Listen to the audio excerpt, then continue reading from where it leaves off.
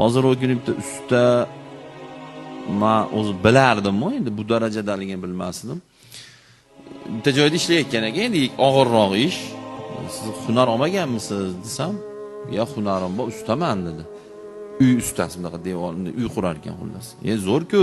Shunday hunarist turib to'g'risidan bu ish bo'lmaydi erkak kishiga. Qilmang buni desam, qoraga ustachilikni bezillab tashadim deyapti. Bezillaganimdan tashadim bu ishni deyapti. Keyin usta bo'lganim uchun o'zim bilaman, ustachilik yengil kasb emas. Men o'zim devor, beton, tom, patolog, eshik, rom qilgan bolaman men. Yaxshi bilaman ustachilik qiyinligini. Qiyin bo'ldimi desam, yo'q deyapti. Ishlagan joylarimizdan haqlarimizni ololmayapmiz deyapti. Tasavvur qilyapsizmi?